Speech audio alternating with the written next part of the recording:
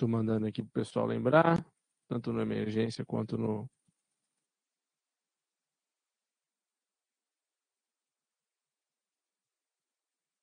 coordenadores.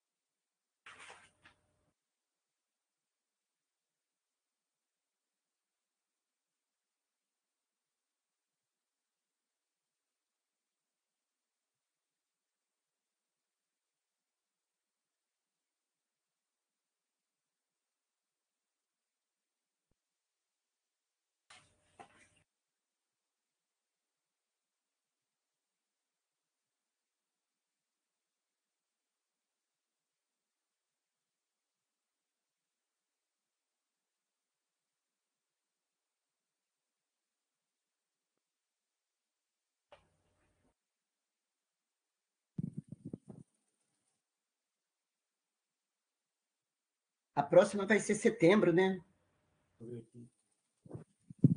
Vai ser dia 1 de julho. 1 de julho. Ah, é julho. É porque ficou a cada 2 meses, mais ou menos, né? Mês Isso, 5, mês 7, mês 9, mês 11. É. Isso mesmo.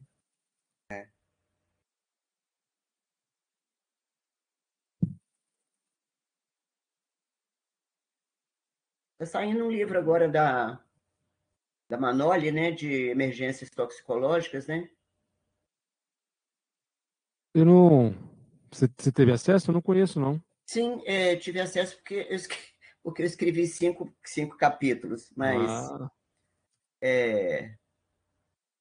eu não comprei o livro ainda, né? Quem escreve só tem direito a um e-book. E não é agora também, né? Vai sair daqui mais uns dias. Aí, mas eu tô curiosa para ver, né? A gente fica querendo interessado, eu quero comprar, né? Nós tivemos aqui algumas meninas, eu chamei 3 meninas do Centro de Intoxicações, do Ciatox, para ajudar. Mas é bom, né? Eu já tenho 2 livros escritos e vários capítulos de livro também publicado. Mas bom. é gostoso, né? É gostoso. Então, eu já escrevi livro, eu já plantei árvores e já tive filhos. Agora eu não quero morrer, não, mas agora eu já posso morrer.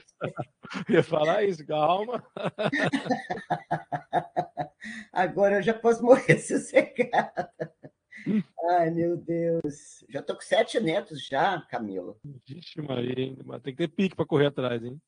Ainda bem, assim, ainda bem em parte, né, que eles ficam pouco comigo, né, assim, mas outro dia a minha filha, não sei se a gente está podendo falar ainda, mas a minha filha mais caçula das mulheres, tem 2 homens e 2 mulheres.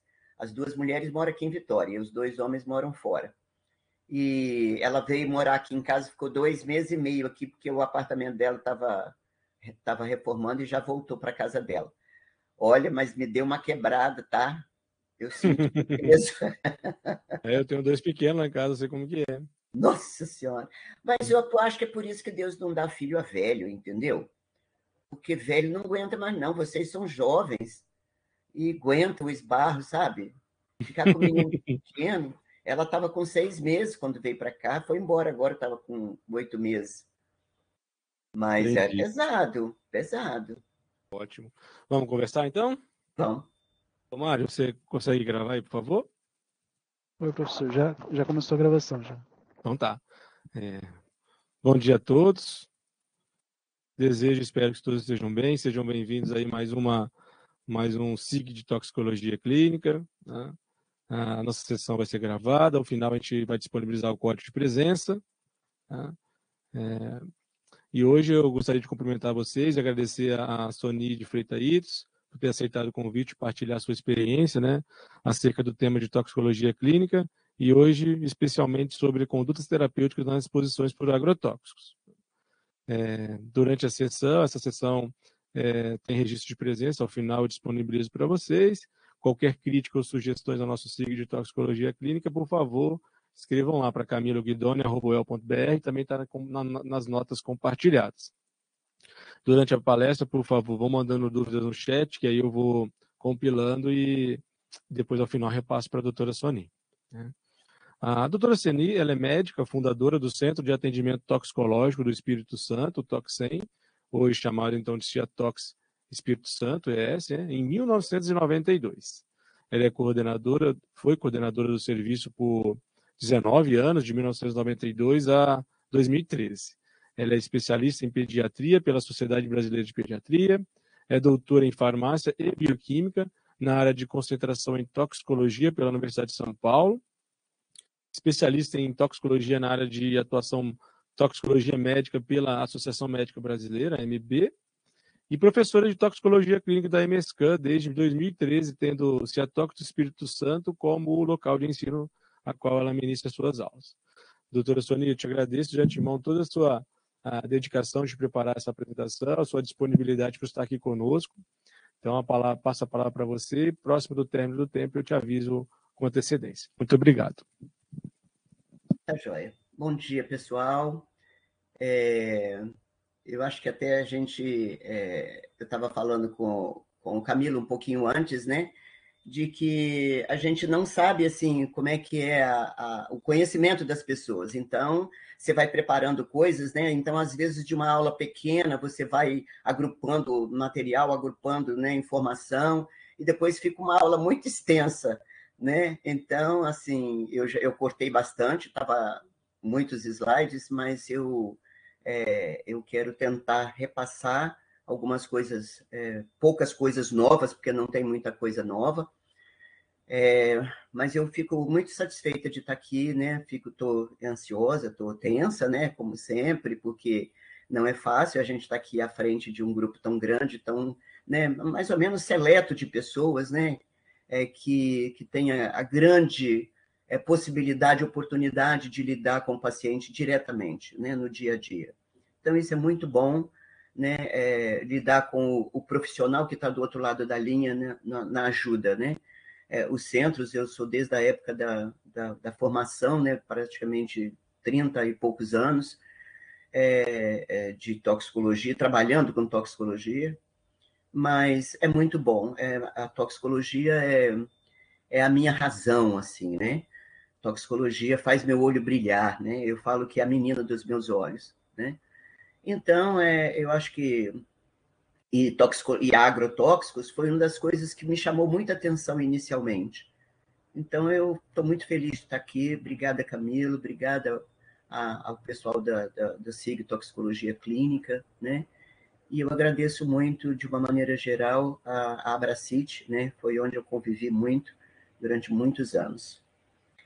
Bem, em relação ao agrotóxico, de uma maneira geral, a gente, apesar de não ser uma linguagem boa, nós já discutíamos isso há mais de 10 anos atrás, né? A palavra agrotóxico, nós não temos... a falar só agrotóxico dá a impressão que você está só voltada à agroindústria, né? Vamos dizer, à agroecologia ou ao uso agrícola dos produtos.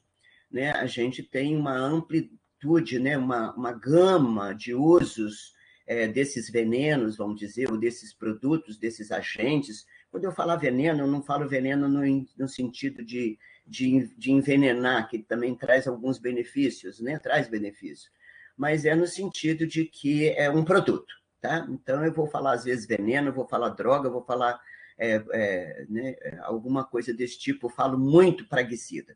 Eu acho que a linguagem mais correta não é nem pesticida, né? Eu acredito, nós não temos peste, né? Nós temos praga. Então, eu acho que a palavra ideal para isso é praguicida. Mas, de qualquer maneira, a gente tem uma diversidade desses produtos distribuídos em várias situações, né? E que a gente lembra aí desde que começou quase que com o uso dos agrotóxicos e o do uso dos gases de guerra. Então, a gente, hoje em dia, nós temos, inclusive, em shampoo, né, para parasitas, né, além de produtos veterinários. Bem, existem vários tipos de classificação, né? Do lado esquerdo aqui da tela tem como a gente pode classificar um produto ou pelo organismo-alvo, pelo princípio ativo, pelo mecanismo de ação, pela categoria, pela classe toxicológica, e por aí vai, né? Inclusive identificação do rótulo, cor do rótulo, tudo. Mas o que a gente usa mais, né, é em relação ao organismo-alvo e ao grupo químico. Então, nós falamos muito de inseticidas, por exemplo, que são aqueles que matam insetos. Nós falamos muito de inseticidas organofosforados, nós falamos de inseticidas carbamato, nós falamos de rodenticidas cumarínicos, né? Nós falamos de herbicidas bipiridílicos, então, ou dos glicínicos. Então, a gente fala do grupo químico com muito mais continuidade do que a gente falar do mecanismo de ação ou da classe toxicológica. A classe toxicológica é muito importante, né, porque faz com que a gente consiga colocar, nominar, né, o grau de toxicidade desse produto a uma determinada classe. E é bom lembrar que essa nova classificação toxicológica foi publicada em 2019, né, e está vigente. Então, nós temos ampliou o número de graus, vamos dizer assim, e diminuiu e manteve o número de classes. Então, nós tivemos 2 classes incorporadas, a 1 e a 2, incorporada à mesma faixa de cor vermelha, onde está contido os extremamente tóxicos e os altamente tóxicos. E o restante continua, né? Os altamente tóxicos, os pouco, e antigamente o que era pouco tóxico ficou improvável de causar dano. Então, essa foi a modificação que teve, né, onde foram reavaliados quase 2.000 produtos e foi assim distribuído. Felizmente, né, que as categorias 4 e 5 a maioria dos produtos estão inseridos nessas 2 categorias. Em relação ao organismo-alvo e grupo químico, nós temos que os inseticidas são os mais comuns do nosso meio, né, na agricultura, em termos de intoxicações, mas em termos de utilização, os herbicidas são bastante comuns, os herbicidas e os fungicidas. Então, nós temos esses 3 produtos que é quando eu vou dar mais ênfase, inclusive, aos inseticidas, herbicidas e, se der tempo, a gente fala dos rodenticidas. Bom, em relação aos mecanismos desses produtos, a grande maioria deles, eles agem por neurotoxicidade, né? Então, eles são tóxicos para o sistema nervoso.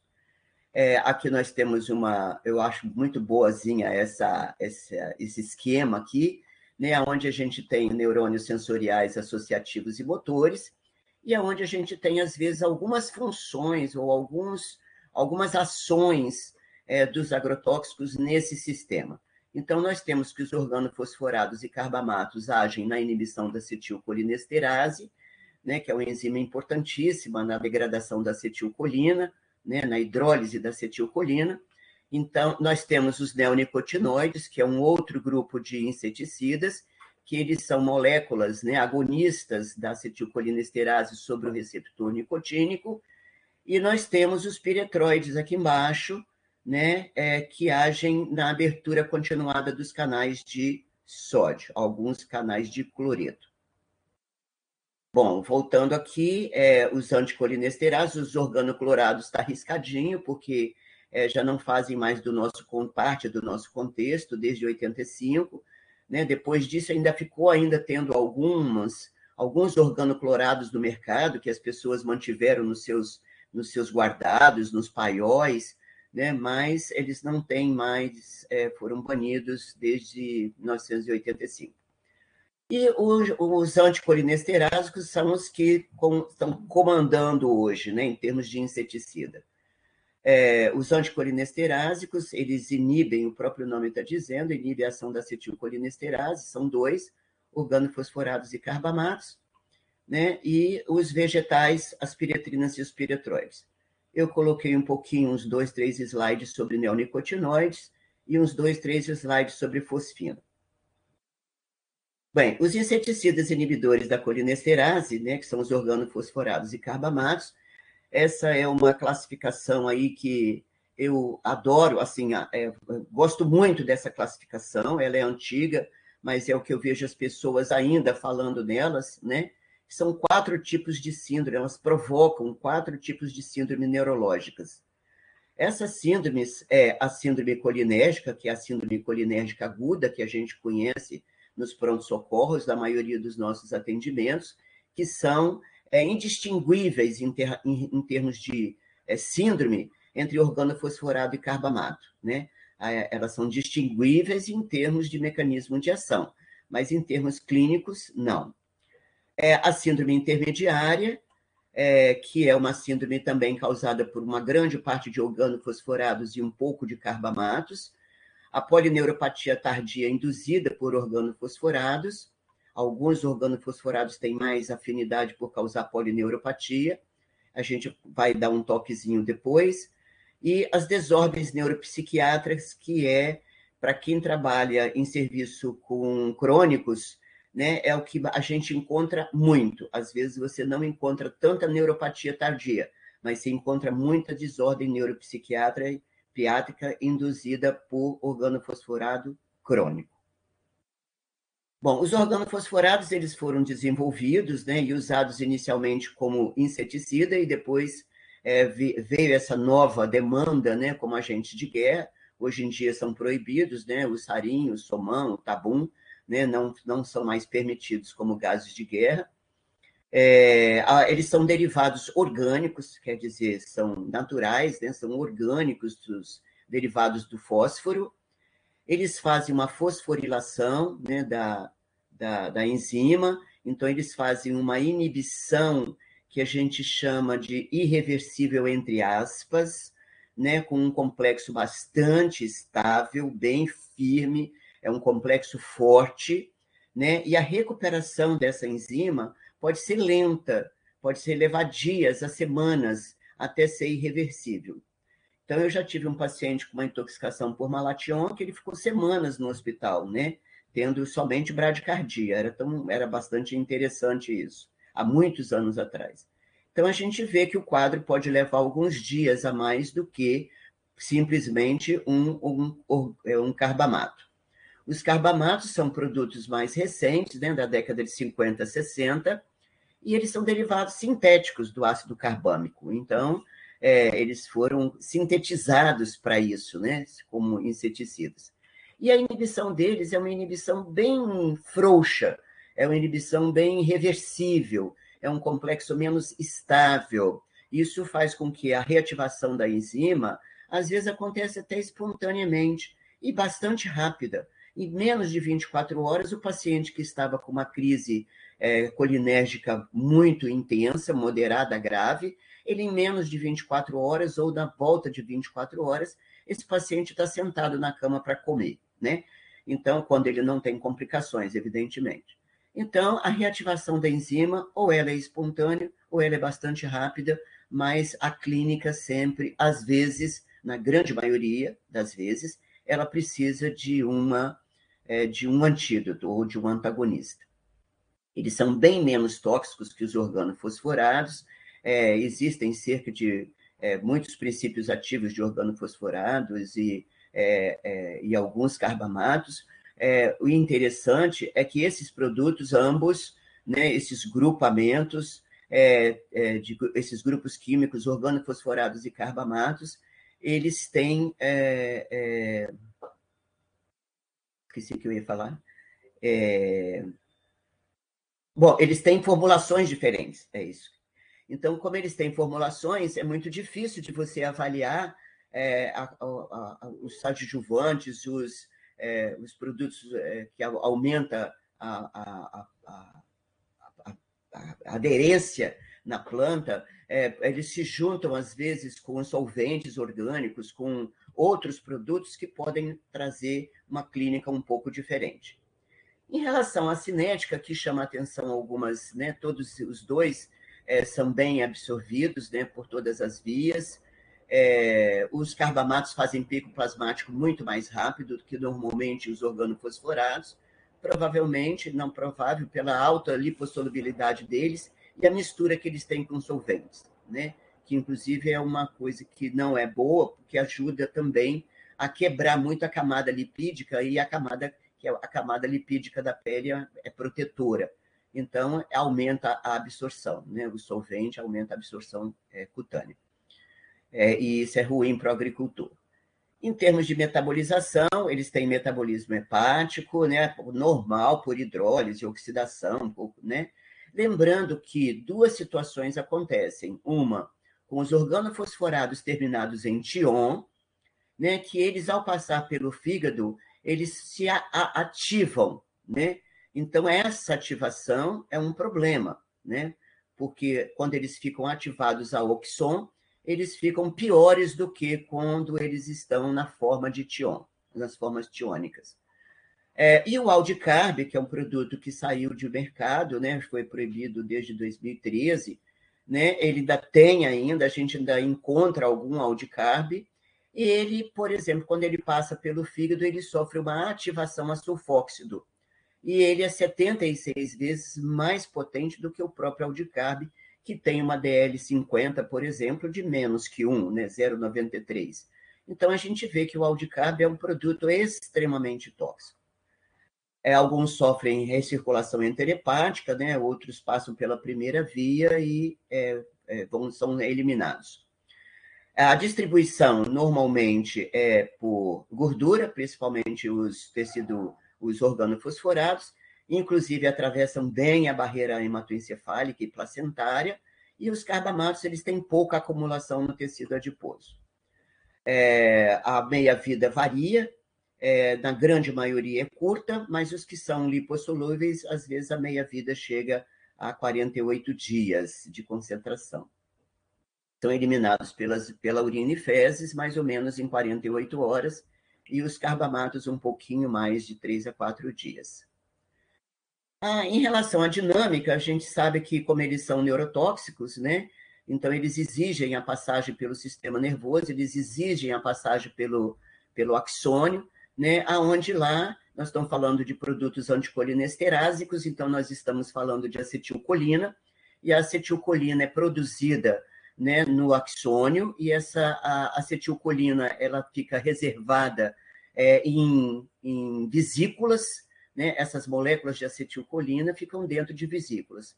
Quando tem o potencial de ação ou o impulso nervoso, essas vesículas elas são empurradas pelo cálcio para próximo à membrana, próximo à sinapse, e aí elas são abertas e sofrem uma exocitose. Essa exocitose, então, é indispensável para que haja a transferência do impulso nervoso. Então, aqui a gente tem um quadrinho maior, aqui um redondinho aqui maior, onde a ação, né, da acetilcolina, né, ela se liga ao receptor, que faz a sua ação, abrindo canais, né, e passando através da membrana, passando essa informação, essa neurotransmissão. E, imediatamente, essa acetilcolina ela tem que ser degradada ou hidrolisada por uma enzima importantíssima, que é a acetilcolinesterase. Essa acetilcolinesterase, então, degrada essa acetilcolina em colina e acetato, né? A colina, então, por sua vez, é recaptada e volta para a produção aqui de mais neurotransmissor. A questão aqui, então, é quando a gente tem, né, que essa membrana, né, ela se funde, essas duas membranas, tanto a da molécula, e ela jorra e ela exocita, né, essa acetilcolina. Essa acetilcolina ela vai se ligar nos receptores, que podem ser que podem ser a muscarina e a nicotina, né, os receptores muscarínicos e nicotínicos, e depois ela precisa necessariamente, obrigatoriamente, ela tem que ser quebrada, ela é hidrolisada, né? Nessa hidrólise, então, como eu já coloquei, o acetato sai, né, pela respiração, é eliminado e ocorre uma reabsorção da acetilcolina para voltar a produzir mais acetilcolina. A colina volta para a absorção, volta para a recaptação, recapitada. Então, aqui eu tenho quando ocorre um impedimento, uma inativação da acetilcolinesterase por agentes que a gente chama de anticolinesterásicos, que são, no nosso caso aqui, os organofosforados e carbamatos. Então, o que eu tenho? Eu tenho uma acetilcolinesterase inativa, que não consegue hidrolisar a acetilcolina. Então, ocorre o quê? Um acúmulo de acetilcolina na fenda sináptica, fazendo uma hiperestimulação desses receptores da acetilcolina, né? E aí aumentando, inclusive, esse fluxo de íons. De acordo com esses receptores, eu vou tê-los localizados em fibras simpáticas ou parasimpáticas, ou na junção neuromuscular, ou no sistema nervoso central, e com isso eu vou com essas fibras até os órgãos efetores. Então, esses órgãos efetores, né, que estão localizados em vários tipos de locais, né, então eles estão em glândulas exócrinas, no olho, no sistema digestivo, na musculatura lisa intestinal, no sistema respiratório, cardiovascular. No simpático, que são os nicotínicos, nós temos um receptor muscarínico aí que vai para a glândula sudorípara, né? Então, mas que é uma fibra simpática. Então, nós temos também no sistema cardiovascular. Então, sobre o cardiovascular, nós temos duas ações, a ação do parasimpático e do simpático. A ação do somático é na junção neuromuscular também, né? Onde tem receptores nicotínicos, que é na musculatura músculo-esquelética, né? Da musculatura estriada, né? E no sistema nervoso central nós temos ambos os receptores, muscarínicos e nicotínicos. Lembrando que toda a clínica ou toda a situação ela é resultante da combinação dessas diversas substâncias, né, com suas formulações diferentes, né, que têm outros princípios ativos que podem levar a outros efeitos, né, diferentes uns dos outros, e que podem ser diferentes. E também pode ocorrer a somação de outros produtos, como fármacos, drogas de abuso, então, outras drogas e mesmo álcool. Então, a gente temos que considerar no final, né? Em relação ao exame físico, é um exame físico que deve ser breve para identificar as medidas imediatas para ser feita, e a gente pensa, enquanto às vezes é estudante ou enquanto é iniciante na vida profissional, a gente imagina que nós não vamos conseguir fazer um exame físico e olhar sinais vitais, o nível de consciência, o diâmetro pupilar, a temperatura, a frequência cardíaca, a frequência respiratória, né? Então, a gente pensa que não vai dar conta, mas isso acaba sendo um fluxo tão rápido, né, que você tem que fazer esse exame, porque essa condição de uma crise, uma síndrome colinérgica, é uma condição muito imediata, né? É uma condição que exige uma atuação profissional rápida e precisa, né? Lembrando que a ausculta pulmonar e a medida da pressão arterial são importantíssimas, muito mais do que a frequência respiratória, né? A ausculta pulmonar é muito mais importante, e a medida da pressão arterial. Em relação aos sinais e sintomas esperados, no sistema nervoso periférico, né, nós temos os receptores muscarínicos, onde a gente tem no sistema autônomo, né, parasimpático, nós temos a biose, o lacrimejamento, né, tudo aquilo que a gente está habituado a receber um paciente aí numa comunicação entre algum profissional e agente do centro de intoxicações, né? Normalmente você pergunta, ele está com miose, está lacrimejando, né? Normalmente são as perguntas inerentes aos receptores do sistema nervoso parasimpático, que são os muscarínicos. É sempre aquele paciente aguado, aquele paciente secretivo, né? Onde você tem muita produção de líquido, né? Além disso, uma bradicardia, uma hipotensão. Então, o resto, tudo ele se desmilingua, né? Vamos dizer, em água, né? Ele fica com lacrimejamento, cianorreia, sudorese, broncorreia, né? Vômito, diarreia, urina. Então, é um paciente que fica muito secretivo, né? Além da bradicardia e da hipotensão que ajuda a culminar com esse quadro, principalmente o quadro de broncoconstricção e broncorreia. No sistema nervoso simpático, a gente tem o receptor nicotínico no simpático, que é a taquicardia e hipertensão, que é em contrabalanço do parasimpático aqui, que tem bradicardia e hipotensão. Na placa neuromuscular, as fasciculações, a fraqueza muscular e a hiporreflexia são bastante, não são tão comuns, mas são importantes quando elas acontecem, refletem muito a atuação dos organofosforados. Então, quando o paciente começa a fazer fasciculação, fraqueza muscular, a gente logo imagina que seja um paciente que tenha uma exposição ou intoxicação a um fosforado. E no sistema nervoso central, aí sim fecha muito, um quadro mais grave, né, de convulsão, a própria depressão respiratória através do centro respiratório, rebaixamento do nível de consciência, ataxia e coma. Então, esse quadro de início, ele começa, às vezes, com sintomas pequenos, que começam de 15 minutos, meia hora, e eles vão se pronunciando. Muitas vezes, dá 2 horas, esse paciente ainda não teve muita sintomatologia.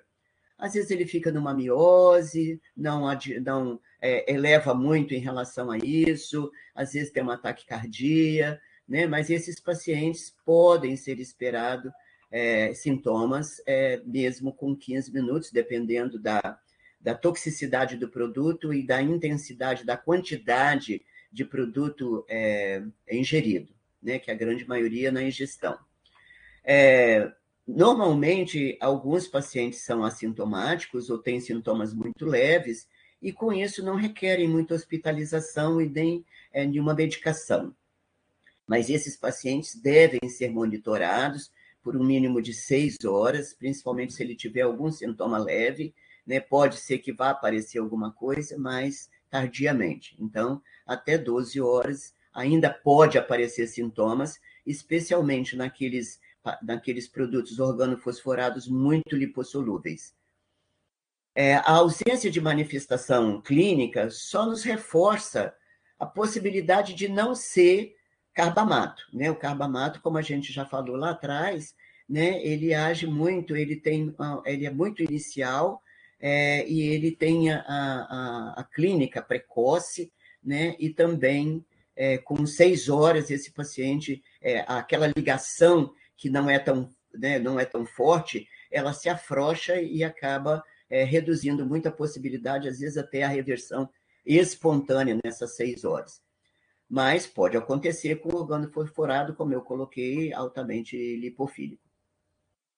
Em relação aos sintomas respiratórios, pode não estar tão ausente, né? Pode não estar ausente nas exposições leves, e atentar, né, sempre, como a gente lida também com criança, que nas intoxicações acidentais, né, as crianças têm mais predominância de sintomas mediados pelos nicotínicos, né, especialmente também pode acontecer crise convulsiva até precoce nas crianças.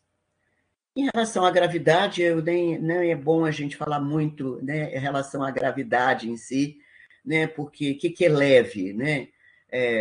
Às vezes um broncoespasmo, né, às vezes já pode ser um indicativo, com todos esses sinais juntos, né, pode ser indicativo de maior gravidade do que leve, vamos dizer. Às vezes a pessoa só começa com uma dor de cabeça, teve um contato, tem uma dor de cabeça, fica com a boca um pouco espumando, né, enchendo d'água, enjoado, nauseoso, né, e às vezes não passa muito mais do que isso. Pode, depois dessa náusea, até ocorrer vômitos. Nos quadros mais moderados, tremores pode começar a acontecer, né, uma bradicardia ou taquicardia, uma dispneia ou uma bradipneia, uma ansiedade, uma broncorreia, né, que a gente pode já começar na ausculta, que é importante na toxicologia, né, a ausculta pulmonar é bastante importante, e aí, no caso dos agrotóxicos, mais ainda, né, principalmente para os inibidores da colinesterase. Então, a broncorreia é bastante importante, mas ela, no quadro mais grave, aí sim, né, há uma hipotensão, o quadro fecha mais, né? o quadro tem mais hipotensão arterial, é uma frequência que varia de baixa para alta, né, ou vai variando nesse intermédio aqui, de oscilando, né, as fasciculações ou a debilidade muscular, e começa a alterar a função respiratória para dispneia ou bradipneia mais intensa, com ruídos respiratórios, né, você encontra, às vezes, uma oximetria mais baixa. O tratamento basicão, né, é você ter cuidado em agir rápida e simultaneamente. Como eu coloquei, esse quadro de crise colinérgica aguda é um quadro urgente, né? É um quadro onde você não pode perder tempo, né? Então, e também agir, não identificar somente, mas agir rapidamente, né? Fazer proteção de vias aéreas, suporte, intubação, acesso venoso, né? Oxigenação. Então, tudo isso é bastante importante, porque você tem que manter esse paciente vivo e bem, né? A descontaminação cutânea, também simultânea, o tratamento com antídotos e medidas sintomáticas. Aí fala, nossa senhora, como é que eu vou fazer isso tudo, né? Mas é a hora onde o chefe da equipe, onde alguém que tenha voz de comando tem que agir, né? Então, alguém, ele comanda para alguém ficar na parte de proteção do ABC, alguém vai dar um banho no paciente, nem que seja em cima da maca ou lavagem corporal, né? E alguém outra pessoa começa com a atropina, que é um antídoto, é um antagonista dos receptores muscarínicos, né? E o tratamento sintomático, alguém vai colocar fluidos, fazer um anticonvulsivante, ou vai cuidar da parte de sintomático de suporte. Em termos de descontaminação, lembrando que eu falo aqui, mas em outras falas de descontaminação, todos eles, a proteção da equipe tem que ser observada, né? Então, assim, essas pessoas têm que estar todas equipadas, vamos dizer assim, né? De luva, máscara, né? Um avental. Então, principalmente se ele for dar o banho, tem que ter avental de plástico, né? Para poder ele não se contaminar. Não é incomum, né? Para casos de remover e não ensacar as roupas contaminadas, de daí a 15, 20 minutos, você remove a roupa do paciente, dá um banho no paciente, aquele líquido fica no chão, a roupa fica jogada num canto. Então, é importante que isso seja ensacado, porque senão daí a pouquinho está todo mundo com dor de cabeça na equipe, quem está lidando ali mais em contato com o paciente, pode começar com um quadro leve, né, de uma exposição, um quadro leve de uma intoxicação. Considerar a lavagem gástrica, né, que cada vez está sendo menos utilizada, a lavagem gástrica, são poucos os casos, né, que a gente utiliza a lavagem gástrica, não são proscritos, mas são pouco utilizados pelo tempo que se gasta em fazer uma lavagem, e no tempo que se gasta fazendo lavagem, o produto está sendo absorvido, né? Aqui nós temos o inconveniente também da lavagem gástrica ser feita em produtos que têm solventes. Então, tem que ter esse cuidado, né? Produtos que têm corrosivos e solventes, só se tiver, né, em ingestão de grande quantidade, porque senão não deve ser feita a lavagem. Apesar do carvão ativado ter valor questionável, né? Alguns, inclusive, questionam se deve, se não deve fazer, né? A gente opta sempre por fazer, mas os organofosforados e carbamatos não são bem absorvidos pelo carvão. Mas, às vezes, dependendo da gravidade do caso, a gente acaba fazendo carvão e, às vezes, até em doses seriadas. A dose é sempre aquela mesma da clínica, né, de 1 grama por quilo nas crianças e 50 gramas por quilo nos adultos. E o tratamento específico? A gente falou de uma maneira geral, do tratamento geral e o tratamento específico. Eu vou tratar os sintomas muscarínicos, tentar controlar os sintomas nicotínicos e os efeitos no sistema nervoso central e usar, às vezes, outras formas alternativas, que não estão muitas também não, né? Tem 2 novidades aí só, mas o restante é antigo. Como é que é esse tratar os sintomas muscarínicos, né? É através do antagonista. A atropina é essencial, é de escolha para as manifestações muscarínicas e do sistema nervoso central. Então, ele age por bloqueio, ele entra na frente, vamos dizer assim, do receptor muscarínico e não deixa a acetilcolina fazer a estimulação ou o contato, né? Ou o tentar fazer a neurotransmissão. Então, esse antagonista, a atropina, ele ocupa este espaço, né? Ele ocupa esse receptor muscarínico, não deixando que aquela cascata de acetilcolina ocupe esse receptor. Porque se ocupar o receptor, né, o meu tratamento, eu não consigo, às vezes, tirar esse paciente do quadro de vida ou morte ou do quadro de gravidade, né? Então, lembrar que a atropina é fundamental, quando necessária, ela é fundamental no tratamento da crise colinérgica. Então, ele reverte principalmente a dificuldade respiratória pela broncorreia. Não é a dificuldade respiratória pelo bloqueio neuromuscular, gente, e nem pela ação central. Melhora um pouco da ação central, mas ele seca o paciente, né? Então, a indicação precisa, né, dele é fazer uma broncodilatação, diminuir a broncorreia, diminuir o broncoespasmo, a possibilidade de edema agudo de pulmão. Então, ele vai fazer uma melhora pulmonar nesse caso. E é disso que eu preciso. O paciente precisa respirar, ele precisa de oxigênio, né? Lembrando que existem frascos, né, âmbar, existem frascos transparentes, né, de acordo com o fabricante. Isso não quer dizer nada, não quer dizer que um é uma apresentação e o outro é outro. Aqui, nesse caso, o frasco branco, o frasco, quer dizer, transparente, ele é de 0,25, mas existem frascos âmbar de 0,25.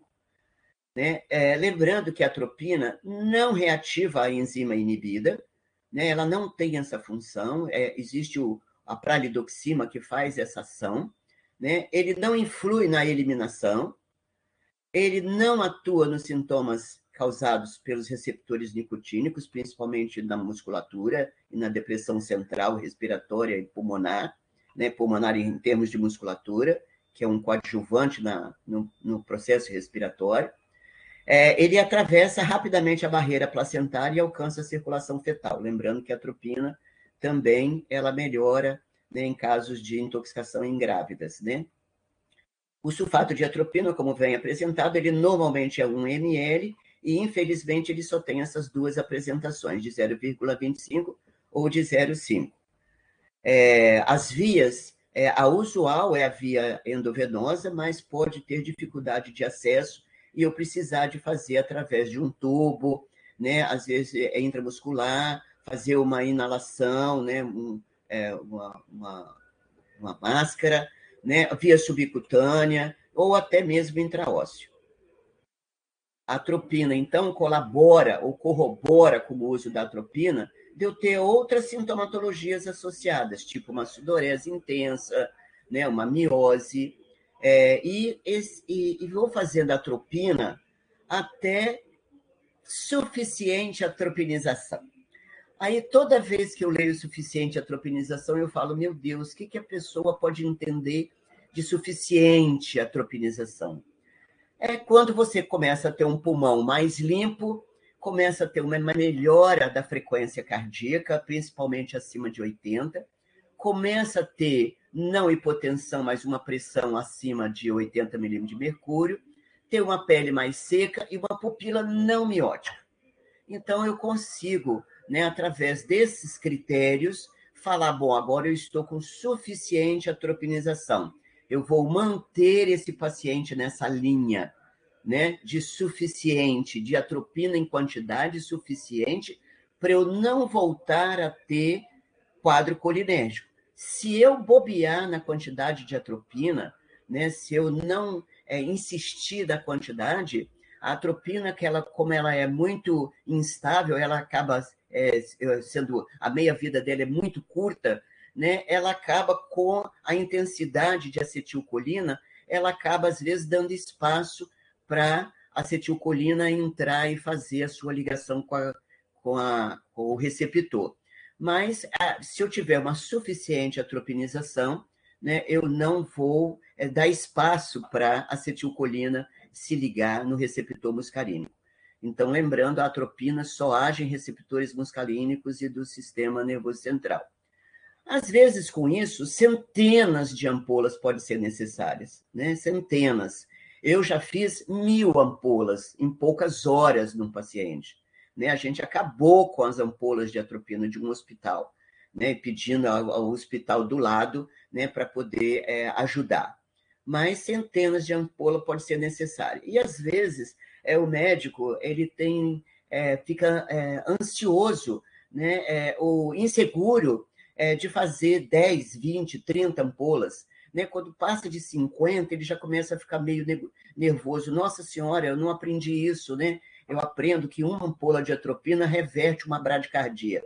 Mas no caso das intoxicações, vocês estão vendo qual é a cinética, qual é a dinâmica, principalmente, né? Que precisa, às vezes, de uma quantidade é imensa a quantidade de atropina. Lembrando que a taquicardia não contraindica, né? Então, taquicardia não contraindica. Taquiarritmia contraindica, né, o uso da atropina. Mas se tiver uma instabilidade hemodinâmica, pode ser hipóxia ou pode ser uma estimulação pelo simpático e não pelo parasimpático. Então, às vezes, o paciente está com taquicardia, mas ele está com broncoespasmo. Às vezes, ele está com pulmão secretivo. Então, eu tenho que ele exige uma necessidade maior de atropina. A atropina em dose suficiente seca a minha secreção pulmonar. Existe também o chamado teste terapêutico, ou teste desafio, né? Que é aquele teste que você faz na suspeita de uma intoxicação, ou quando esse paciente tem alguns sinais e você não sabe se o quadro vai abrir. Né? Então, a gente fala de teste terapêutico, ou de dose terapêutica, ou de teste desafio, que nada mais é do que começar você a fazer ampola de atropina. Você pode fazer 2, 3, começa com uma ampola de 0,25 ou de 0,5 e vai fazendo até você, umas 4, 5 ampolas, ele já te dá indícios de se é ou não é uma intoxicação. Ora, se clinicamente você precisa de uma ampola para você fazer uma taquicardia, às vezes 2, né, num paciente bradicárdico, se eu tiver uma bradicardia, quem me diz que essa bradicardia é de um paciente intoxicado ou não? Então, eu faço uma dose de 1, 2, 3 ampolas de atropina, não importa a concentração. Eu faço 1, 2, 3 ampolas. Se o paciente não fez taquicardia, nenhuma menção de taquicardizar, de ficar midriático, de ficar com a boca vermelha, pele quente, o paciente vermelho, pele quente, né? Se eu não tiver nenhuma menção, praticamente esse paciente, seguramente, ele está intoxicado por um inibidor da colinesterase. Então, eu tenho que ter esse tato, né, de fazer. Eu fiz 1, 2, 3 ampolas, o paciente não melhorou, você pode fazer 6, né, depois 12, porque esse paciente seguramente está intoxicado. Se ele, pelo contrário, eu fiz uma ampola, ele taquicardizou, em princípio, a não ser que eu espere mais um tempo, né, algum quadro abrir, né, alguma toxíndrome abrir, é importante que eu pare e aguarde mais um tempo. A atropina, há muitos anos eu vejo que não existe consenso, né, universal. Né? Uns falam, né, em dose de 2 a 5, de 0,6 a 3, então existe uma variedade muito grande. Né? Então, eu normalmente não controlo muito, mas isso é muito particular. Né? É melhor vocês seguirem, por exemplo, de 2 a 5 miligramas EV, né? E à medida que vocês alcancem uma leve, né, uma melhoria rápida, né, você vai ou então, se você não alcançou, você vai dobrando a dose, vai dobrando a cada 2, 3 minutos, né, até aquela dita suficiente atropinização. Isso pode ser necessário, às vezes, 1 hora e meia, né? Até você manter esse paciente num equilíbrio, até que ele consiga se manter num tempo, aquele quadro de suficiente atropinização. E aí você começa a fazer, então, uma infusão contínua, que normalmente, por bomba de infusão, você começa a manter esse paciente entre 10% a 20% da dose total de atropina que você usou, né, por hora. Ou então você usa de 8 miligramas por quilo hora em adulto e em criança de 10 a 20 miligramas por quilo por hora em criança. Se o sintoma retornar, né, que não é muito comum, a não ser que você tenha introduzido a bomba de infusão muito precocemente, você deve retomar as doses em bolos. Então, as doses aqui você faz diretamente na veia, ou até que você faça, ou intraósseo, até que você tenha uma veia possível. Então, qual é esse endpoint da atropinização? Né? É você sair de um paciente completamente colinérgico, né, para um paciente levemente atropínico, né, atropinizado. Então, você vai usar a atropina para você tirar esse paciente de uma secreção pulmonar para um pulmão limpo, né, sem secreções ou com menos, né, secreções pulmonares, crepitações e sibilos, né? A hipotensão passa para uma pressão acima de 80, a bradicardia passa para uma frequência acima de 80, a sudorese passa para uma pele mais seca, né? E eu coloquei entre parênteses a miose para uma pupila ainda não miótica, porque você não deve a miose ser um dos últimos, ela é um dos últimos parâmetros a ser revertido. Então, às vezes, o paciente começa com miose e você trata, ele está ótimo, mas ainda a miose persiste. Então, não considere somente pupila miótica como um sinal a ser avaliado para melhoria ou não melhoria da intoxicação aguda. Né? Então, se o paciente teve uma crise convulsiva, você precisou de fazer um benzodiazepínico, né? Você vai ter uma alteração pupilar que você não vai chegar, às vezes, ou chega numa pupila miótica, mas ele está sob efeito de um sedativo.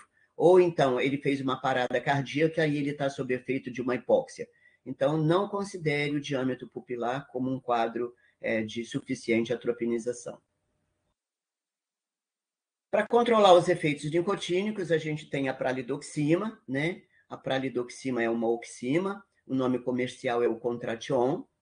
Esse aí sim, esse produto, esse medicamento, ele reativa aquela colinesterase. Ora, nós temos duas formas que a gente já comentou, nós temos duas formas desse paciente se desintoxicar, vamos dizer assim, né?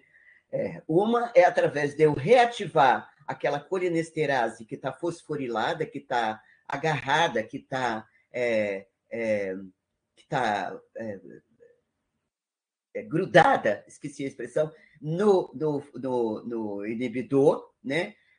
E eu tenho que fazer, na hora que a palavra foge, né? Então, ele vai, ou então eu tenho que parar com sinais e sintomas. Então, eu tenho a reativação da colinesterase e eu tenho a melhoria dos sinais e sintomas para esse paciente não ir a óbito. A possibilidade da atropina é de imediato, ninguém discute no mundo inteiro, qualquer livro é atropina. A pralidoxima, ela é utilizada principalmente para organofosforado, que é a maior indicação, né? Então, ela reativa, ela se liga, a pralidoxima se liga no organofosforado, que ela tem maior afinidade, e se desliga da colinesterase, deixando a colinesterase fazer a sua função, que é hidrolisar acetilcolina. Então, ela é um reativador. Só que ela tem algumas indicações, tem que ter um uso muito precoce, né, principalmente das primeiras 12 horas, né, porque senão depois aquela colinesterase grudada no inibidor da colinesterase, no fosforado do caso, ela envelhece aquela colinesterase e não desgruda mais. Ela tem uma afinidade tão grande, né, a colinesterase, o anticolinesterásico pela acetilcolinesterase, ela tem uma afinidade tão grande que ela desativa, né, que ela envelhece, é o age da colinesterase, ela envelhece a colinesterase e não desgruda. Então, depois de passado certo tempo, não adianta mais você utilizar. Ela trata muito bem a depressão respiratória e a fraqueza muscular, né? E ela, só que em doses elevadas, ela pode agravar o bloqueio neuromuscular. Normalmente tem uma dose de ataque e doses de manutenção. Nas doses, ela pode ser possível nas intoxicações por carbamato, né, mas contraindicada para o carbaril, que é a única exceção. Pode ser usado, inclusive, nas intoxicações pelo aldicarb, quando a gente tinha bastante, era até tentado a fazer, né? Mas, inclusive, aqui está colocado, né, que ela pode ser útil na intoxicação grave por carbamatos, que tem toxicidade alta, aguda, que é o aldicarb. Apesar das indicações, o que a gente vê é que esse produto está difícil acesso. A gente não encontra mais no Brasil, né? Em vários países da América Latina, a gente não vê mais o Contration, a pralidoxima. Né? Tem outras oximas, mas o Contration, a pralidoxima, é a mais utilizada. E as convulsões? Né? As convulsões, a gente deve controlar as convulsões, né? Elas causam dano, né, no sistema nervoso central, através de várias atividades de vários neurotransmissores envolvidos nesse mecanismo convulsivo, né? É o dano no sistema nervoso central, que pode ser tanto direto da ação convulsiva, principalmente direto, do que, às vezes, ser efeito do veneno, né, do tóxico. O controle dessas convulsões pode melhorar bastante a sobrevida do paciente, diminuir a incidência de outras convulsões, né, e até uma neuropatia, possível neuropatia. Normalmente se usa, são os benzodiazepínicos, o diazepam é o de preferência, né, e lembrando que as convulsões por inibidores da colinesterase são mais comuns nas crianças do que nos adultos. Algumas outras alternativas têm aparecido, inclusive questionamento de carvão ativado, dose única múltipla, a lavagem gástrica única ou tripla, reposição da butiril, colinesterase, plasma fresco, hidrolase. E agora, o que tem chamado a atenção é o tratamento enzimático, né, com bioescamberger, e que são aqueles estequiométricos, que são de ligação, e os catalíticos, que são as enzimas que quebram, né, que catalisam os organofosforados. Então, os bioscavengers são o que está se falando bastante hoje em dia. E o outro, que são as fosfotriesterases bacterianas, a partir da Pseudomonas diminuta. Então, elas são duas coisas novas, né? Foi o que eu vi mais recente aí, alguns artigos falando sobre esses duas alternativas. E qual é o prognóstico, né? O prognóstico depende, né? Tudo depende, né? Do tempo de gestão, do tempo de exposição, da quantidade, da qualidade do atendimento inicial. Então, o prognóstico depende muito dessa qualidade do atendimento. As taxas de mortalidade por organofosforados são grandes, né? É lógico que de 2 a 25, mas olha só, 1/4 das pessoas por organofosforados podem ir a óbito ou sair com alguma sequela, né? A causa mais comum de morte é a insuficiência respiratória. Lembrando que doses, subdoses ou uma bomba de infusão precoce, né, a recuperação pode ser prejudicada, aqueles profissionais que às vezes têm medo de fazer, ou então instala logo uma BIC, né, esse paciente pode recuperar com mais dificuldade, retornar, às vezes, ao quadro polinérgico agudo.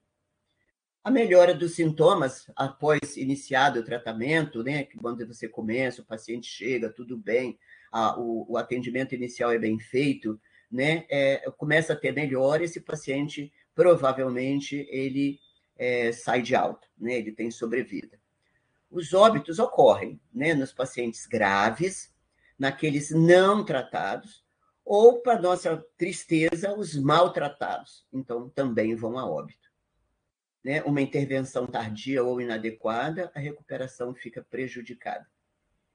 As complicações são especialmente pulmonares, né? Todo o transtorno do paciente, né?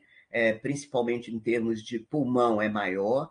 Então, por exemplo, às vezes precisa de uma intubação prolongada, às vezes esse paciente vomitou e aspirou, às vezes ele vai para ventilação mecânica, às vezes tem problema de obstrução de tubo, tem problema de parâmetros de ventilador. Então, as complicações pulmonares são as maiores, praticamente 100% quando evolui é para pulmonar.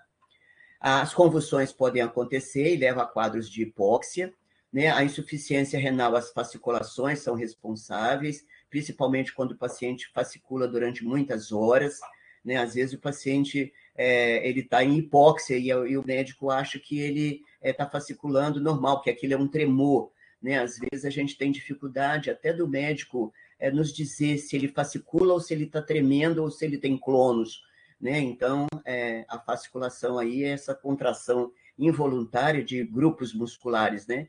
Que não são simétricos. Pode ter num peitoral, pode ter num dorso, pode ter abdômen, face, né? E essas fasciculações levam a mioglobina, né? Que, por sua vez, vai sair por algum lugar, que é através do rim, né? Então, pode ter necessidade de fazer uma hidratação melhor para melhorar essas fasciculações ou para melhorar o prognóstico de insuficiência renal. Uma outra coisa que a gente vê bastante, lógico, que além do edema agudo, a hiperglicemia, né? A hiperglicemia é um sinal nicotínico, né?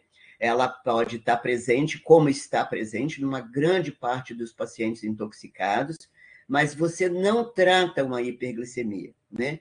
Esses pacientes, assim que você melhora, ele vai retornar aos seus índices normais, sem precisar de fazer insulina, sem precisar de nenhuma intervenção. Tá? Bom, em relação à síndrome intermediária e à neuropatia tardia, que é chamada de OPDIN, né? A neuropatia demorada ou atrasada ou retardada, né? Induzida por organofosforados, né? Ela normalmente é diferente da intermediária. A intermediária foi descoberta muitos anos depois da neuropatia tardia, né? É por isso que ela levou o nome de intermediária e ela ficou como intermediária mesmo, porque ela fica entre a crise colinérgica aguda, né, e entre a neuropatia tardia. Então, ela começa logo depois de uma melhora de mais ou menos 24 horas, o paciente já estava ótimo, né, em termos de crise colinérgica, e ele começa a ficar com uma alteração de pares cranianos. Então, ele começa a ficar com dificuldade de manutenção do pescoço, né, e que pode ser descendente até a musculatura respiratória, acessória da respiração. Então, lembrando que este caso não é necessário a atropina nesses casos. Esse caso, você está frente a um quadro de síndrome intermediária, né, e que você deve fazer, às vezes, uma intubação, deixar pronto, deixar próximo, deixar em observação, né, e esses pacientes melhoram. Né, em 2 a 3 semanas, eles melhoram normalmente sem sequela, se eles forem avaliados precocemente, né? Ou diagnosticados precocemente de uma síndrome intermediária. Não é comum, a gente não tem visto aqui no Ciatox recentemente a síndrome intermediária. A neuropatia tardia, ela é mais evidente para principalmente pessoas, serviços que trabalham com trabalhadores rurais, trabalhadores mais expostos, né? Então, quem fazem controle ambulatorial, né, de pacientes neurológicos, às vezes podem observar mais essa neuropatia tardia, né? Ela tem alguns, não obrigatoriamente esse tem uma crise colinérgica, é uma inibição que não é uma inibição da colinesterase normal, é uma colinesterase neurotóxica, né? E esse aparecimento é um pouco mais tardio do que a síndrome intermediária, de mais semanas, ela é axonal, né? E ela tem sequela a longo prazo, muito longo prazo, né? Às vezes, nem fazendo fisioterapia, esse paciente não melhora. E as desordens neuropsiquiátricas, que é a quarta composição de um quadro neurológico, né, das 4 síndromes neurológicas, são as desordens neuropsiquiátricas, né? E elas, às vezes, pode acontecer nas exposições muito agudas, a altos níveis, ou então nas exposições a baixas doses por longos períodos. Normalmente o paciente começa a reclamar de alteração da memória, confuso, por vezes depressivo, tonteira, ansiedade, irritabilidade fora de hora, né? Então, é aquele paciente que começa a ter alguma desordem crônica, né? Especialmente aqui pode acontecer, no caso de neuropsiquiátricos, distúrbios extrapiramidais, que são as reações distônicas, né? Pode aparecer a rigidez, aquela rigidez como se fosse uma síndrome extrapiramidal, né? Em roda denteada ou roda dentada, a coriotetose, alterações do eletroencefalo, né? Então, esse paciente pode ser visto essas alterações, essas desordens neuropsiquiátricas, mas não é muito do nosso convívio, né? A gente atende mais, são os quadros agudos. O diagnóstico diferencial das intoxicações ocorre com outras intoxicações, né, principalmente naqueles medicamentos usados no Alzheimer, né, e na miastenia graves.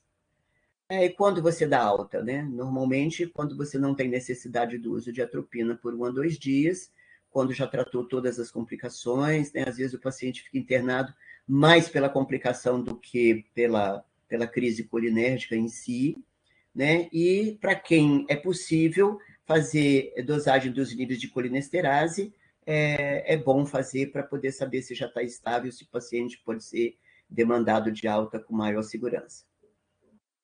Aqui, lembrando sempre, quando a gente fala sempre em organofosforados e carbamatos, a gente lembra do aldicarb, o aldicarb remete a chumbinho, o chumbinho tem que lembrar que ele não é um raticida, mas o chumbinho virou uma marca, né? Virou uma marca. E a gente tem vários produtos hoje que não é o aldicarb como altamente tóxico, extremamente tóxico, mas nós temos outros produtos granulados. Nós temos outros carbamatos, que são grânulos, como o chumbinho. Nós temos vários organofosforados em grânulos, como o chumbinho. E nós temos outras misturas ou outros produtos, mistura aqui, né, também, de outros produtos que também são granulados e que não é aquele dito chumbinho, mas é em forma de chumbinho. Alguns são assim, arredondadinhos, ou meio ovalados, ou não muito clássicos, né, de parecendo um chumbo. Alguns são mais azuis, né? Aqui eu tenho aqui alguns mais azulados, aqui, ó. Então, às vezes, eles são em bolinhas, bem arrumadinhas, né? Então, isso aqui nas minhas andanças, na época que eu viajava, fazia, né, por aí, eu ia nas feiras e comprava esses produtos, né? Das bancas.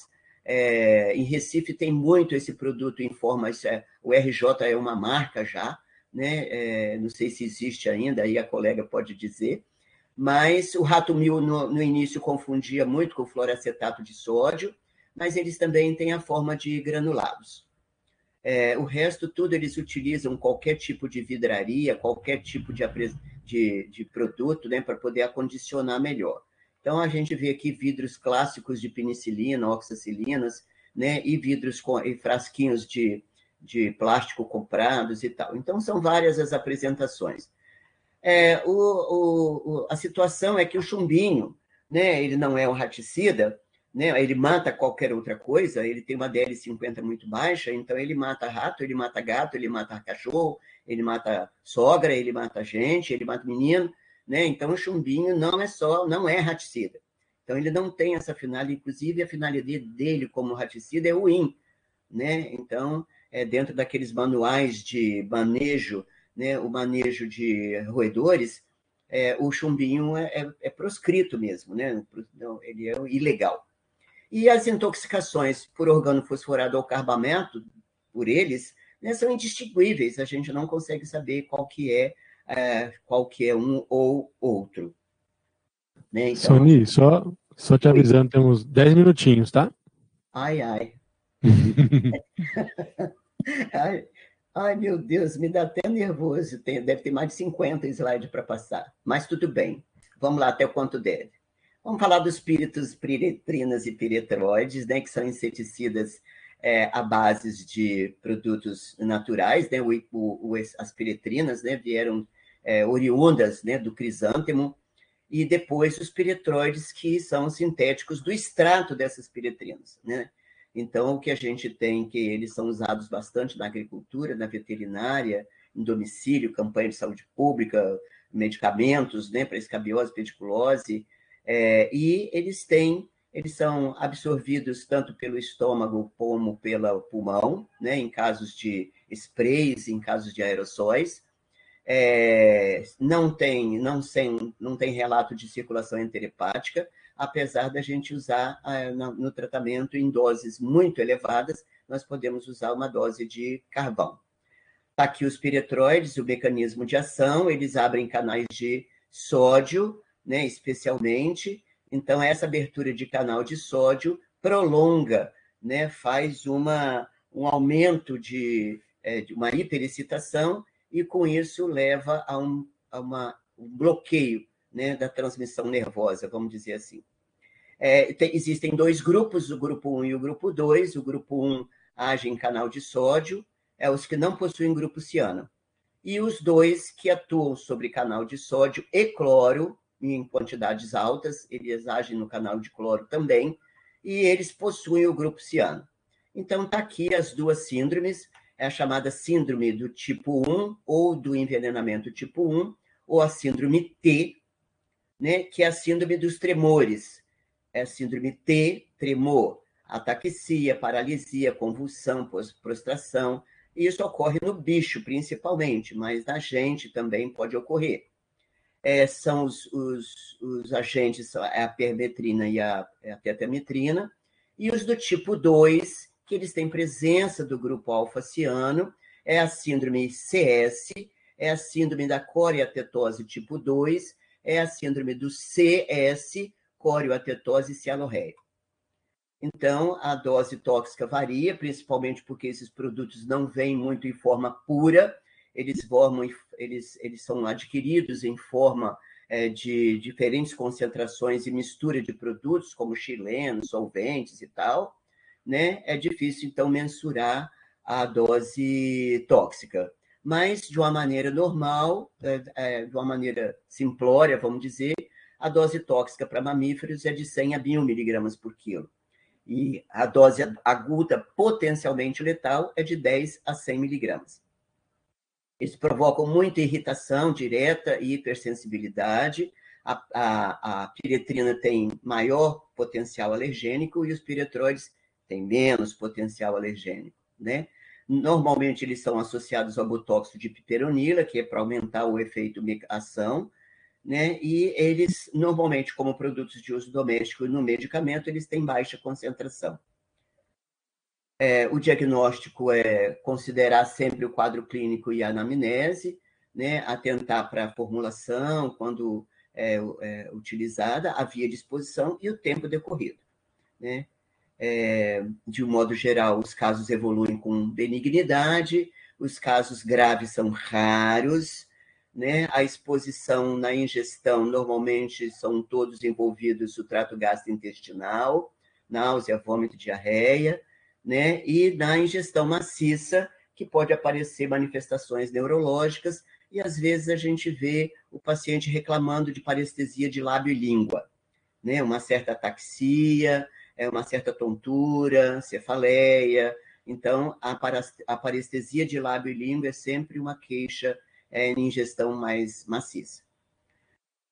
A exposição dérmica a poeiras ou aerossóis, a gente tem mais contato de pele, né, contato dérmico, e às vezes inalatório. Os sintomas não são tão graves, aqui está um pouco mais agravado.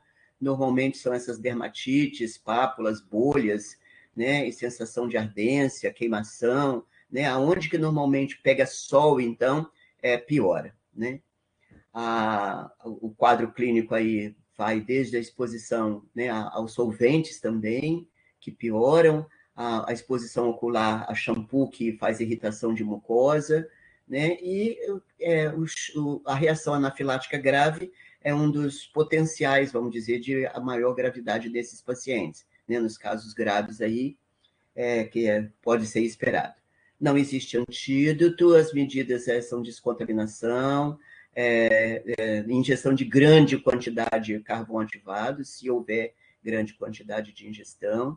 Né? Normalmente ninguém, a não ser que seja por produto agrícola, mas normalmente você não imagina de uma pessoa comprando um aerossol e ficar espreando dentro da boca, né? Para intoxicação. Então, normalmente, quando tem ingestão de pastilhas, né, que são utilizadas pastilhas na energia, né, que faz aquela liberação continuada. Às vezes, uma criança pequena pode ingerir, pode chupar aquelas pastilhas e pode dar um quadro. Mas, no mais, o broncoespasmo, que é o mais difícil um pouco de controlar, né, é usar um beta-adrenérgico inalatório ou um corticoide. O prognóstico é bom, é reservado nas complicações, mas, de uma maneira geral, o prognóstico é bom. Né? Que mais? Bom, eu acho que vou parar aqui, porque acho que se tiver mais uns 3 minutos, eu falo no neonicotinoide, pode ser? Sim, pode sim. Beleza. Então, os neonicotinoides são os novos inseticidas nicotina-like, né? São esses inseticidas que vieram usados da planta do tabaco, e eles, da nação do homem, né? Ele fez uma molécula, né, semelhante que imita, né, a nicotina. Então, é uma molécula sintética que imita a ação da acetilcolina no receptor nicotínico. Olha, né? Então, assim, apesar de não ser um produto extremamente utilizado no Brasil, né, mas ele tem sido muito combatido fora do Brasil, na União Europeia, né, por conta da matança de abelhas. Então, eu nem acredito muito que vai chegar, mas vamos dizer, a gente vê falar muito, neonicotinoide, então, imitam a ação da acetilcolina, mas eles não usam inibidores da colinesterase, porque eles agem em receptor nicotínico, é isso que é bom vocês lembrarem. A atropina, então, só age em receptor muscarínico, né? Tanto no sistema parasimpático como no sistema nervoso central. São um pouco tóxicos para o humano, não tem antídoto, né? E sintoma crônico é a alteração da tireoide. Posso tirar, então? Sim, Sony, então vamos terminando aqui, que a gente dá possibilidade de algumas perguntas. Tá bem. Se você quiser tirar, para você aparecer na tela aí. Eu tirei, mas agora como é que eu faço? Só fechar a apresentação. Fechar a apresentação, voltei. Eu já estava, né? Nem voltei, só voltei minha cara. Beleza. Muito obrigado. Excelente palestra. Como que deu para poder enxergar ali todas as diferenciações dos agrotóxicos. Acho que quem está assistindo aí pode se beneficiar com todo esse olhar, toda essa experiência aí desses mais de 30 anos, né? Tanto na coordenação como ministrando as disciplinas de toxicologia e na Mescano, na Faculdade de Medicina aí de Vitória. Tá bom? Certo. O pessoal está aqui já escrevendo, vamos aguardar, né, sobre dúvidas e perguntas. Mas já aproveitando que eles estão escrevendo, eu fiz aqui uns comentários. Sim. Na sua prática lá do Ciatox, quando você estava na coordenação, né, a gente teve um pouco de dificuldade de encontrar, às vezes, a composição dos agrotóxicos, né, porque, como muito bem dito por você, nós temos o princípio ativo, mas também temos algumas manifestações, intoxicações pelos recipientes, adjuvantes que vêm nesse agrotóxico. Como que era o seu dia a dia lá? Onde você procurava essas composições e poderia chegar numa exatidão, não exatidão, mas mais próximo da composição? Como que você fazia isso? Camilo, normalmente os herbicidas que tem maior quantidade de adjuvantes, assim, vamos dizer que é o glifosato, né? Que eles têm uma certa dificuldade, onde às vezes esse adjuvante tem potencial maior do que o próprio princípio ativo, né? Clinicamente que você vai observar porque eles têm algumas alterações respiratórias, né?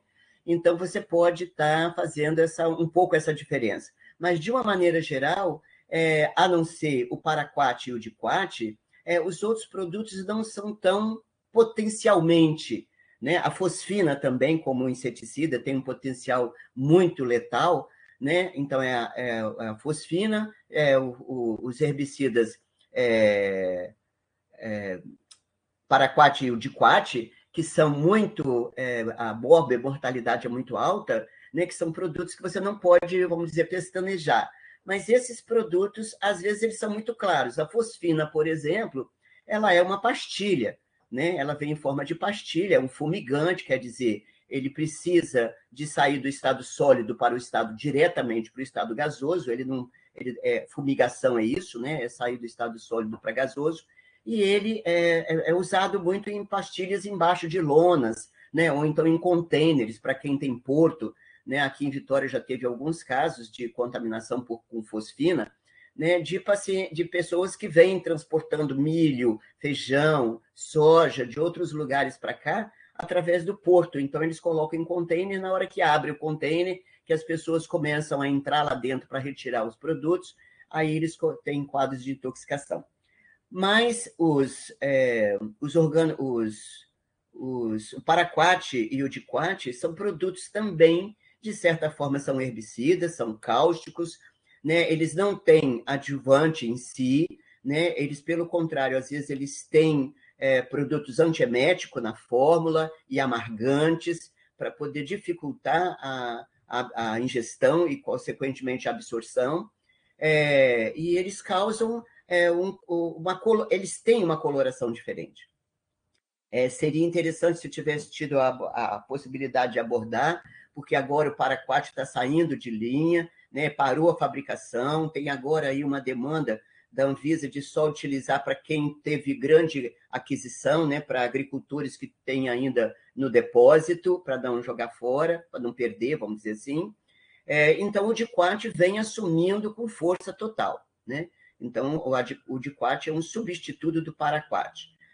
Também tem um potencial tóxico, mas não tão tóxico de fibrose pulmonar como o paraquat. O paraquat tem uma morte muito mais rápida, né? Ele é mais ágil no sistema pulmonar, né? O diquat não, tem um quadro mais renal, né?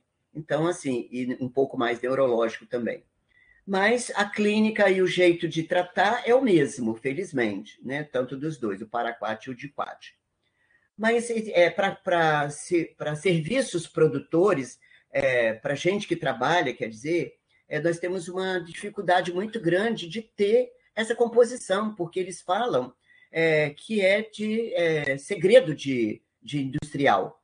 Então, você vai até ler lá, você fala assim, glifosato, né? Você fala lá tem a polioxitilenoamina, que é o POEA, que é 3 vezes mais tóxicos do que ele, e não sei o que lá. Qual é a composição? O que é o POEA? O que é as outras adjuvantes? Aí fala lá, a indústria fabricante se resguarda do direito de não, entendeu? E aí fica assim, vamos dizer, fica assim mesmo, né? É como se fosse segredo industrial. E a gente tem que tratar, né, clinicamente, porque a clínica é soberana nesses casos, né? Então a gente não tem como não fugir, porque a clínica vamos dizer, clara, né? Graças a Deus. Para nós que estamos, inclusive, no telefone, né, a clínica, às vezes, é bastante evidente. Eu te perguntei isso e muito bem colocado por você na sua resposta, porque recentemente eu tive um problema mesmo. Eu encontrei um agrotóxico que tinha como um adjuvante lá o dietilenoglicol, né? Sabemos que é altamente tóxico. Daí eu tentei entrar em contato com a indústria, com o SAC, tudo. Infelizmente não consegui nenhuma ajuda deles, porque eu precisava saber a concentração desse dietilenoglicol para tomar algumas medidas, né, junto ao paciente. Mas é bem isso que você falou mesmo. O segredo industrial atrapalha muitas vezes quem está aí na ponta, quem está atendendo o paciente intoxicado por esse produto. E aproveitando que você falou do DICOAT, quais seriam, assim, de forma geral, as medidas que vocês aí no CEATOC do Espírito Santo acabam realizando nos pacientes? Quais seriam as descontaminação, tratamento sintomático? Quais são as medidas que você poderia conversar com a gente? Posso. O importante do paraquat e do diquat, é bom sempre falar dos dois, porque o mecanismo de ação é o mesmo, né? É doação e recepção de elétron, doação de elétron e mistura com oxigênio do ar, mistura com o hidrogênio, né? O oxigênio molecular, o hidrogênio, ele começa a fazer espécies reativas de oxigênio, né? Tanto o ânion superóxido ou os peróxidos. E eles começam a fazer lipoperoxidação de membrana. Então, os dois agem da mesma forma. Né? Uma das coisas, como os protocolos existentes que eu conheço, os protocolos são difíceis demais de você atender. Né? Então, por exemplo, ele exige uma diálise peritoneal ou uma hemodiálise muito precoce, ele exige endoscopista, ele exige uma UTI, ele exige ciclofosfamida, ele exige mesna, ele exige altas doses de corticoide, que tem programação para fazer. Então, todos eles funcionam mais ou menos da mesma forma. No entanto, o diagnóstico é que tem que ser muito claro, porque senão você vai colocar um paciente sujeito a um tratamento com altas doses de ciclofosfamida, sendo que às vezes ele não está intoxicado.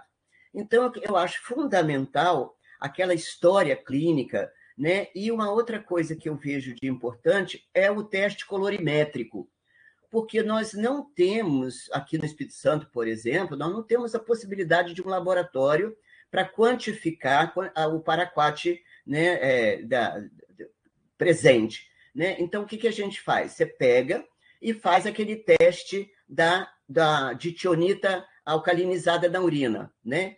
Então, aquele teste é um envelope que é um kit, que vem dois. Inclusive, eu trouxe a foto aí, mas depois vocês pode disponibilizar a aula. Tem aqueles dois kits, né? O kit para alcalinizar uma urina, mais ou menos uns 10 ml de urina, e você tem, depois de agitar, você faz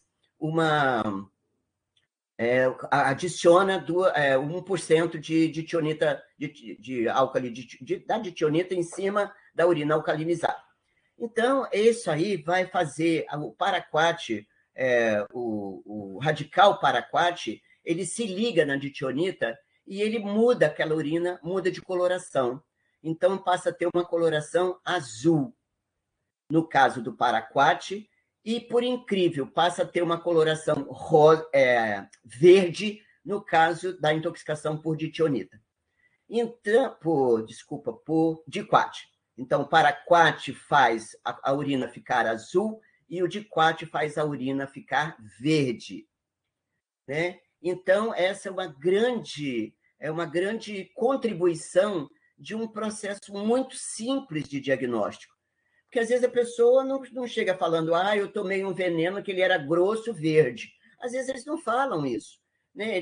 Não falam nem herbicida, eles falam que eu tomei um veneno. Então, às vezes, você tem que ficar investigando e tal, e sabendo se ele vomitou, se não vomitou, várias outras coisas para corroborar. Né? E também lesões de boca, porque todos os herbicidas são cáusticos, eles são ácidos, né? Então eles vão fazer queimadura. Então, precisa de uma endoscopia, precisa de uma tomografia computadorizada depois de pulmão, de tórax. Eles precisam de fazer gasometrias sequenciais. Então, é um paciente muito oneroso, não é oneroso em termos de dinheiro, né? Mas ele é um paciente difícil de ser lidado. Mas o protocolo praticamente é o mesmo. É o carvão ativado, é a lavagem gástrica inicial, se o paciente não tiver vomitado, você pode fazer lavagem, né? Mas lembrando que houve ingestão de um produto cáustico, a própria sondagem gástrica pode ser prejudicial, né? Porque por conta da membrana, da pele, do esôfago lesado, né? Por queimadura. Então, é o carvão ativado e a terra de filler, para os dois casos. Hoje em dia eu vi um protocolo, nós estávamos conversando ontem com as colegas, e tem o melhor protocolo é você fazer a mistura, não a mistura no mesmo frasco, mas fazer a terra de filler e o carvão ativado. Um tempo e o tempo. Faz uma dose de uma dose de outra. Foi a medida mais recente que eu vi em relação à descontaminação. Tá? Então, o restante, o tratamento é idêntico. As lesões é que são diferentes. Tem-se o Diquat como um produto menos tóxico do que o Paraquat. Né? E ele está também, como ele está agora inicialmente pouco utilizado, as intoxicações são menores, vamos dizer, são menos quantidade. Né? No Paraquat, felizmente aqui, mas a gente começou já a observar um aumento nas exposições ao Diquat, tá? O pessoal aqui no chat, tá, Zoni, todos parabenizando, a Lúcia, a Marlene, a Eliane, a doutora Margarida, aposentei do vínculo Ciatox Pernambuco, mas uma aula sua sempre vai de serviço. Eu estou sentindo falta da Margarida mesmo. Ela sempre estava presente no grupo, né, de toxicologia de urgência.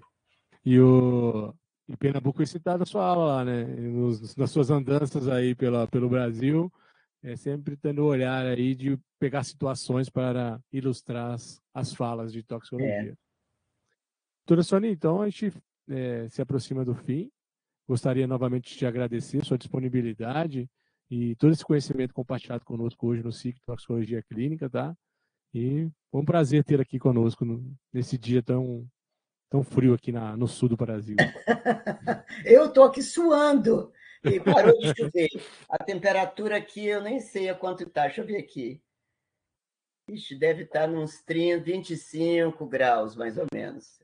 Aqui não é fácil, não, cara. Aqui para fazer frio, tem muita água para rolar ainda. 26 graus está aqui hoje. Aí, ó. Vai dar uma praia, então, para você. Vem para cá, vem para cá. Será bem-vindo. Obrigado. Pessoal, obrigado pela participação Pode falar, Sônia. Não, é que eu mesma, assim, eu queria agradecer, né, a oportunidade, né, e eu me sinto muito feliz de estar aqui falando uma coisa que eu amo fazer, né, que é falar de intoxicação. Gosto de falar de agrotóxicos, então, para mim, foi uma oportunidade dupla.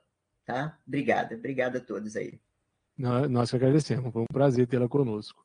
E a todos eu peço aí que entrem no site da rut.rnp.br/presenca, né, sem o C cedilha, né? E aí coloquem lá CPF, e-mail, nome e os dados para registrar a presença, e a senha 0/2022, tá bom? Obrigado a todos pela presença. Só reforçando então que no dia 1 de julho a gente vai ter então novamente um novo evento do SIG, N-acetilcisteína e tratamento da intoxicação por paracetamol, as evidências clínicas. Aí teremos a presença do Dr. Adebaldo Andrade Filho, lá do Ciatox de Minas Gerais. Tá? Então, conto com vocês lá no dia 1º de julho. Tenham todos uma excelente sexta-feira, um ótimo final de semana e até breve. Obrigado a todos. Até. Tchau, tchau. Tchau, tchau. Obrigado, tchau. Obrigado.